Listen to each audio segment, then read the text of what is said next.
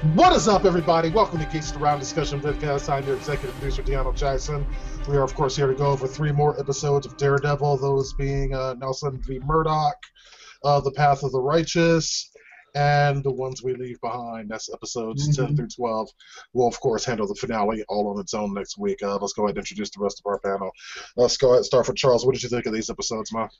Oh, man. The only one that I actually really remember the stuff that happened was Nelson v. Murdock, because, I mean, come on, that was probably one of the best episodes of the season. But the following 2 episodes, I don't really remember much of what happened. Wow, really? Oh, yeah. This shit's when things got weird. We started getting really into the mystical in these ones. Isaiah, what do you think?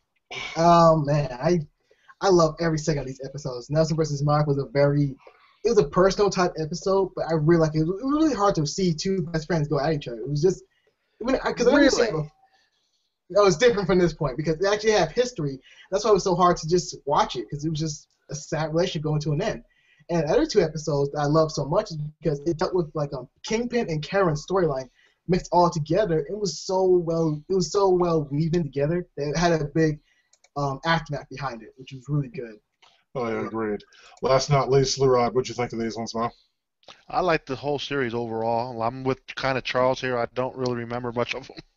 Wow, are you serious? All I remember was Karen annoyed me, and Karen killed somebody that I kind of was interested. I liked his story, where it was going. Wow, really, dude? His dying was his own fucking fault.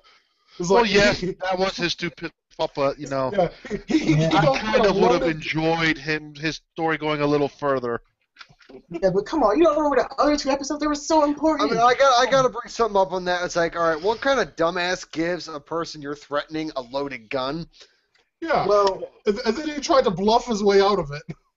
Yeah, because I remember Murdock versus Nelson. I just honestly don't give a fuck about a best friend being, why'd you lie to me? Come on, but that episode was phenomenal. It's like because it was a great episode, but honestly, I just don't give a shit, dude. If someone lies to you about a certain element, it's because they had a reason. Yeah, but it didn't need to carry on the way it did. Yeah, it kind of did. It's like you're acting like it's just like one little tiny lie. It's like more than that.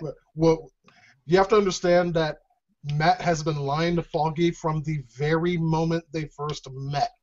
Yeah. Well, everything they've been through in college, everything they've been through. So according to Foggy Nelson, as far as he knows, everything that they've had together, their friendship, their job, everything is based on a lie. Not technically. So it's Foggy's fault. He sucks as a lawyer. What? Because lawyers do is lie. No, because man, it's really hard to say. He's trying to be an honest lawyer, so that kind of contradicts itself. No, I mean, no, it doesn't. It's like, I mean, I know the standard lawyer jokes and whatnot, but yeah, come on, y'all. Really? Let me put it like this: it's like, because Matt Murdock actually, when the relationship was like, they really actually had a relationship, a friendship. To him, it was real. So he had to pretty much convince Foggy that everything they went through was real. It's just that he hid his powers, he hid everything else behind him because he didn't know how he would accept it for who he is. He would actually question if he's really blind, which did happen. Like, for all this happening, you were questioning, like, are you really blind? So it was hard for Matt Murdock to actually. Yeah, the thing I love the most about that is like, so are you like really blind? I was like, well, kinda. I mean, everything I see is like world on fire. I was like, oh yeah, how many fingers am I holding up? Yeah, right. That was real emotion. That was real emotion that he was so pissed off at him, and I love that a lot. And also, like, he could have told Karen about it, but he kept it to himself, which was like a really interesting aspect behind his character. In fact, he was angry. He still harbored a friendship with Matt Murdock because they've been through so much. And he had absolutely every right to be angry. Right. Mm-hmm.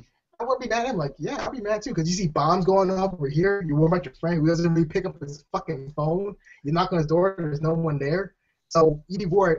You'd be like worried sick about him. So yeah, I'm pissed off too. Like, dude, really? You could have told me this before. So it's because so much happened. Because remember, Hell's Kitchen. You go ahead.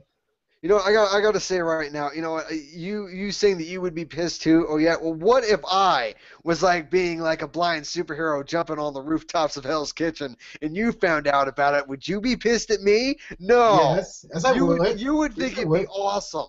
It's like my best friend is a superhero. No, I'll be pissed off because again, remember everybody saw Hell's Kitchen blows, but everyone, it was a murder, and then you got people saying like you were a terrorist or killing all cops and doing all types of stuff, and you kind of believe that whole notion behind it, and you have Foggy like, so cop, did you do this and did you do that? It's like, no, because it was hard for him to convince him that he didn't do it, but he was not going to believe what he said, so that is why it was more personal. I actually feel the same way for Foggy, like. If I heard on the news they said this guy, Maxwell Johnson, was killing cops or whatever the case may be, I'll be pissed off like, dude, did you do this? Did you do that? Did you bomb Hell's Kitchen? And so it rolled up into more of a big snowball effect. Well, all jokes aside, I can definitely see Foggy's point of view here. I can understand why he's pissed because, Murdock has been lying to him this whole time and all that kind of stuff. And also, in the tabloids, the devil of Hell's Kitchen is being portrayed as a terrorist and is responsible for the deaths of all these people and the bombings. Mm-hmm. So I can understand why he is also hostile towards him, saying like, so what, you're a terrorist now and that kind of stuff? So it would be funny if they would have arrested Daredevil. We do see he almost did get arrested. And they would have noticed, well, I don't think he could be our terrorist because this motherfucker blind. But again, you're paid by Matt. You're paid by Kingpin. You don't really give a fuck. Like, I don't care. So Kingpin doesn't know who Daredevil is yet. No, not personally. No, he doesn't know who he is. No. Because because the funny thing is they had met on a one-on-one basis, but really, he doesn't. Not you, Isaiah. Just. Fucking Grey's Anatomy got renewed for another season. Jesus Christ. Really? Anyways, folks, especially some good shit. It's like it was so cool that Matt Murdock and Kingpin met like face to face, and Kingpin didn't know who he was. He knew he was just a blind lawyer. But Matt Murdock knows who he is. That was so cool. That scene between Wilson Fisk and Matt Murdock in the art gallery was freaking intense. It was a really intense scene. I think they both figured out who each other was in that scene. No, I don't think Wilson Fisk still know. I don't think he knows that Murdock is the Daredevil because he's by the voice. Because Matt Murdock doesn't use the whole throat cancer voice. No, he does not. Yeah. But however, that's kind of hard to say because like he could have known, but he's already busy dealing with Madame Gao. He's doing crooked people behind his back, stealing his own money, literally, and poisoning his girlfriend. And that was so bullshit. Like, really? You think I'm weak because I fell in love with Vanessa? Okay, we're going to see how weak I am now. See what happens. Because in that second episode, we have to skip to the next episode because that was a good point behind it. Because we heard about Madame Gao. I forgot that one guy. I forgot that Nobu. Not Nabu. The tax. Nabu is the planet. No. I don't remember his name either, but I know who you're talking about. He's the accountant, the money guy. Yes, thank you, the accountant. When they planned some big shit behind his back, and he actually got like wind of it, like, wait a minute, what? They know one thing: they had to pretty much get the fuck out of town, or pretty much convince him not to kill them. To that particular point there, I loved how Kingpin didn't give a shit. Talking about, I got this guy in hiding. I don't care. I'm gonna kill you anyway. Dude, this guy, I've never really seen any of his other work, but oh really? Yeah. Wow. I loved Michael Clark Duncan as Kingpin in that god awful Daredevil back in the day. I don't remember it. You can say what you want, but he played a good Kingpin. But this one here is awesome. Okay, his portrayal of him is great. And also, to Lou's point, the actor is actually fun. It's kind of strange you haven't known him before because he was in a Full Metal Jacket and Law and Order. Watch that shit. You didn't see Full Metal Jacket? Nope. He was also in the TV show Law and Order: Criminal Intent. Oh, you can't pay me to watch any of that shit. But he was great. He was amazing. He was a great character in that show, and then he was also in the surprisingly bad Jennifer Lopez science fiction movie called The Cell. He played the serial killer that they entered his mind. Yeah, that was him. It was the same guy. I forgot about that movie. I forgot that shit too. Yeah. Wow. I guess I was among the very, very bare minimum that actually enjoyed that movie. But because when we get to the next scene, we still got the fall between Matt and Murdock pretty much not talking to one another because due to a big lie itself. You have Kingpin dealing with some more serious matters too because he's trying to come up to the public and pretty much not because he's pretty much covered his own self. Because since he came out to the public, he got to keep both eyes around, like both eyes about all sides, because he got enemies no matter what. Daredevil was like a small speck. Because Kingpin's dealing with the underworld of crime itself. Everyone will come after him.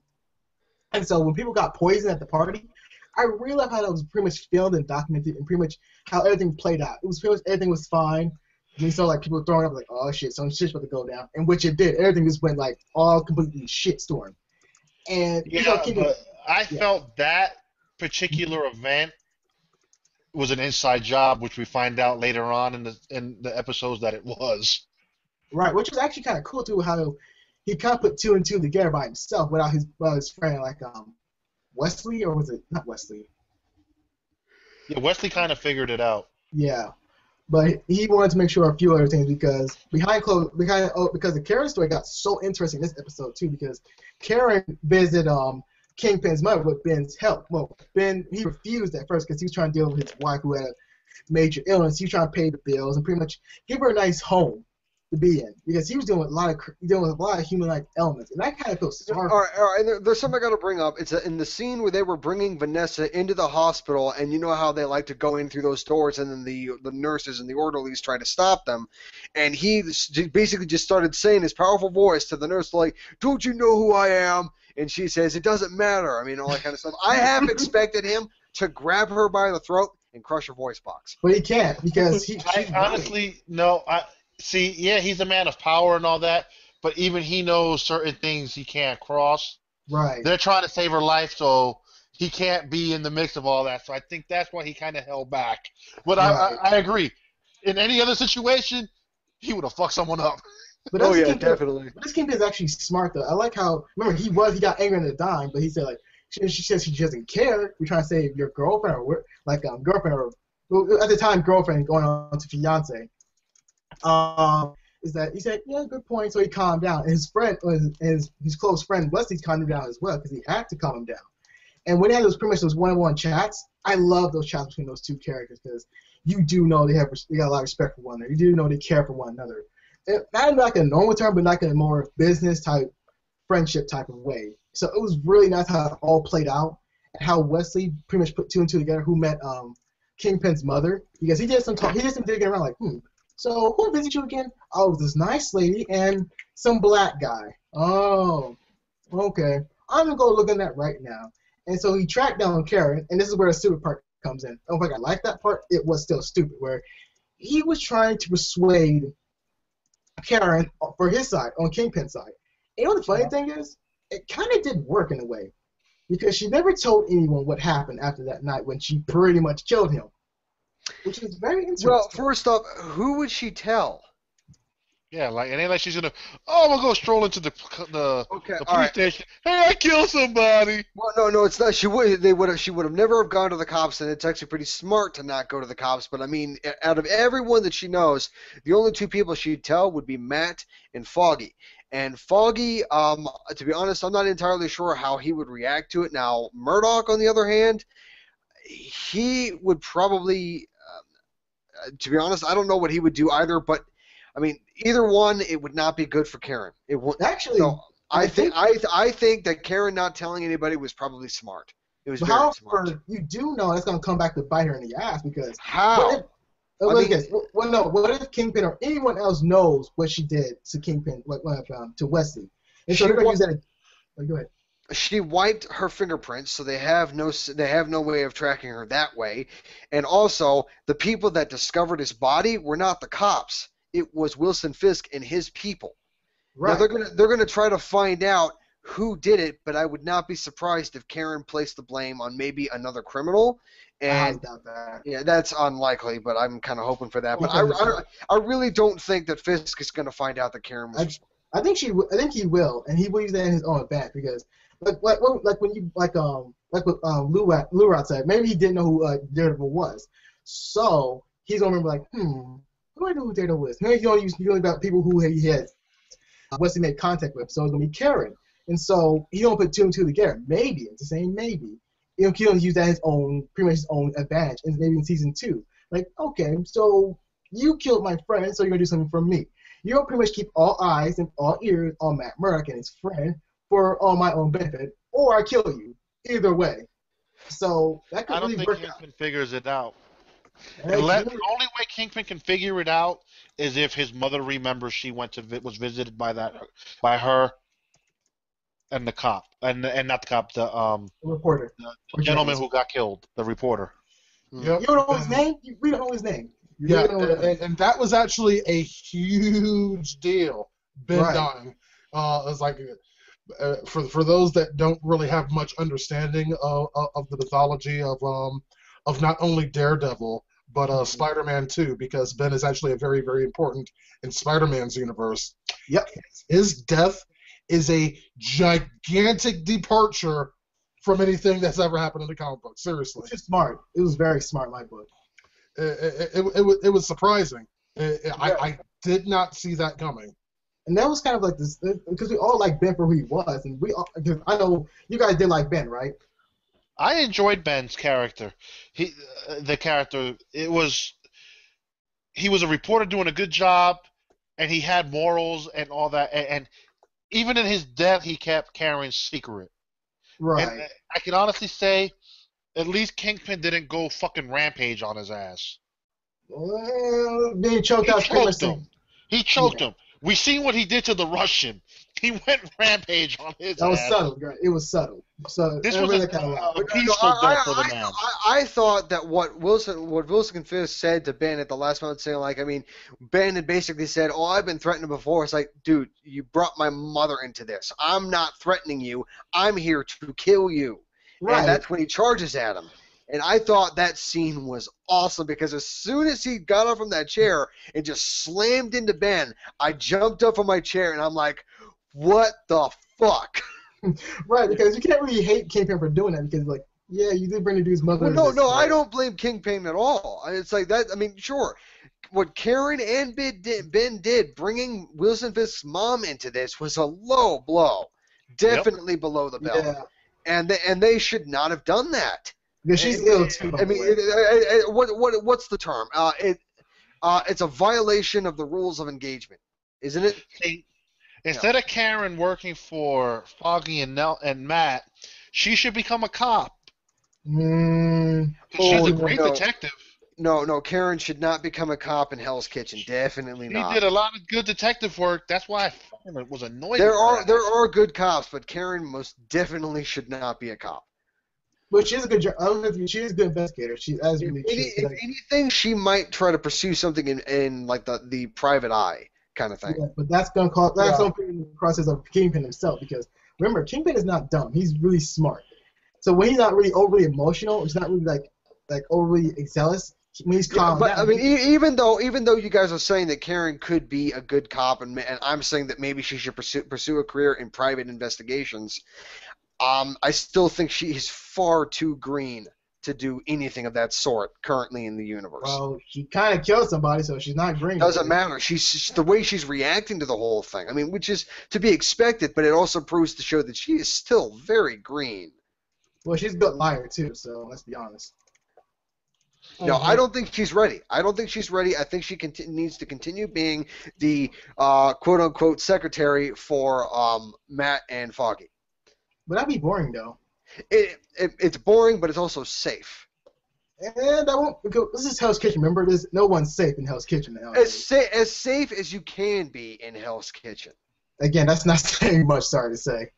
Well, if you're working under a guy named Matt Murdock who happens to be the vigilante known as Daredevil, I think you're pretty damn safe. Yeah. Safe, yeah. When you start bringing guns into play, then that's gonna be a different issue. I kind of like toned him out there for like about 2 seconds. I don't know what he said. I wasn't paying attention either. That's nothing. I'm used to it. Yeah. That actually kind of tends to happen a lot. Right. So I really want to ask this one question because it's going to be really interesting what you guys say. So knowing that Wesley was stupid, knowing that he brought loaded guns to the whole conversation, don't you think that was kind of his ploy? Because he says, He's not good. Because he said he's not. Oh, he knows no. It doesn't. It's not a ploy. It's a stupid ass move because it's like, seriously, you are openly threatening this woman. You are threatening to kill her loved ones, and then you like give her a gun to kind of give her the illusion of having power. The point of that illusion is that there are no bullets in that gun. But yet, when you gave her the gun, the thing was loaded. You fucking moron. You deserve to have all those bullets in your chest. No, you have to miss one part. He didn't really threaten her. He's pretty much offered her a job. Yeah, and he was basically threatening her to accept it. Well, she kind of did. He was strong-arming her to accept the job offer. Well, it was basically he was giving her an ultimatum. Either accept the job or I'm going to kill your loved ones. But let's be honest, it kind of worked because knowing that he is dead, she is now. It did kind of work if his goal was to get shot a bunch of times. No. It's totally because you see, it's like when a plan works, Isaiah, that means that what you plan to do worked out the way that you want it. No, you're missing the point because there's a reason why he didn't bring his friends. There's a reason why he didn't bring security guards with him at all. Let me guess. That reason is Isaiah logic. Shut up. Dude. I don't know how she's employed by Wilson Fisk. Not done. The only fucking guy who employed her is dead. Yes, that's the point behind it. She didn't accept the employment. She did You're not missing the fucking point. You're missing the point. I'm not accepting the point because I'm right. You're missing the point. Shut up. You're missing the point. See, you're missing your own point. No, I know my point is you guys are missing it itself. Okay. You don't even know your own point. I do. Let me say it then. All right. Go ahead, Isaiah. Go ahead. Thank you. Yeah. Now, in fact, she did kill Wesley. She technically is employed. If William Fisk does find out, which he will find out, what's the point of killing her if she can pretty much put eyes and ears to Matt Murdock? She knows what he's doing. Why would Matt Murdock be of any interest in Wilson Fisk? Because as far as Wilson Fisk knows, Matt Murdock is nothing more than a blind idealist lawyer. Yeah, right. For the time being. I know this show is based off of a comic book, and they're giving it its own comic twist, but stop trying to bring comic book influences into a season that it didn't even take place. What are you talking about? Basically, Isaiah, you're saying Kingpin knows that Karen killed Wesley. I say no. Is it not yet? I said not yet. Well, that's the key. The writer might not go in that direction. Isaiah, you are saying that even though Karen killed Wesley, that she's already employed. First off, Wilson Fisk did not know who Wesley was meeting with at all. He does not know anything about Karen. He knows of her existence because of what happened earlier in the season, but he doesn't know that Karen is involved with Wesley's death. Not yet, though. He's not going to find out because there's no evidence. Wait a second. Okay, all right. Well, let's go for this. Isaiah, exactly how would Wilson Fisk find out? How? Okay. So let's put it like this in another situation. So Wilson Fisk, he stares at the wall because it helps him calm down, correct? I'm not done yet. You're not even listening to me. Anyway, so he stares at the wall. Yes. So it gets him. He calms him down and makes him think more rationally because he's going to start putting more things together. If he trying to figure out, if he does ask his mother, if she's still around at this time moment, who else visited her? If she does mention a girl, he'll put a girl. So he's pretty much going to ask around. Okay, now you hit to your point. He fucking asked his mom, and his mom doesn't remember. So the only way the mom would remember would be into season 2. So at the moment she doesn't, and the mom is such a space cadet that she might never remember again. Isaiah, Wilson Fisk's mother is suffering from late stages of Alzheimer's. Yeah, I know that. I know that. She's not going to remember. I know Alzheimer's. Okay, it's not fun for anybody. I know personally. She's not going to remember. She's not going to remember at all. It's not going to happen. It's a rare moment, which she will remember that. So even if the slim chance that Wilson Fisk finds out that Karen was involved, it's not going to be from Wilson Fisk's mom. It's not going to be from her. Hey, Charles, she's going to remember, and she's going to pick up the phone and dial her fucking son. And by the time he says, "Yes, Mama," I forgot, son. Hey, that can happen. That can really possibly happen. It's gonna be like this. No, actually, like, it really can't. Isaiah, that's the point you seem to be missing. It can happen. No, it can't. Oh my God! Actually, not possible. It can happen. oh Christ! Oh, what Your the hell? point. I honestly swear to God, I just. Yeah, heard- like, I tried to give you a chance, Isaiah, to explain yourself. I really did. I wanted to give you a shot. It's like, I mean, I figured you'd be full of shit, but I wanted to give you a shot. And your entire theory here is that someone who has a degenerative disease that specifically means they can't remember shit is going to magically remember it. I didn't say magic. It's on spur moments. It's spur moments. I didn't say magically. In this case, it might as well be magic. I have actually had someone in my family that has had Alzheimer's. So have I. I know how it works. Yes. I'm dealing with it now. My grandmother has it. Yeah, it was not a great journey for all of us. Yeah, it was kind of sad. So, I mean, I realize when you watch television, you've got 20 things going on in your head, and it's all playing out in your head, and you're like, oh, that's how it actually happened. No, it could happen. Yeah. It could. There's like normal TV the rest of us see, and then there's like special Isaiah vision that can happen. that only he can see. No, it's gonna happen. All right, so we got Isaiah-isms. You got Isaiah. No. I'm gonna give you one more chance, Isaiah. Counting out things that can't happen. Okay. How can Wilson Fisk find out? Counting things that can happen. Well, Yeah, let's be honest. if you mention the mother again, I'm gonna stop you right away and we're moving on. All right, then I'll say something else is gonna be more plausible in your own bullshit universe you guys have. So, anyways, he's still a crime mob boss in the underworld. Doesn't matter if you're in prison, you're still a crime mob boss. And so he still has connections under I forgot that one mob boss he was working for, Roletto. Dead. No, he still has connections within those tunnels. Meaning he still use old connections and other connections within it. You know what? I'm going to help you right now.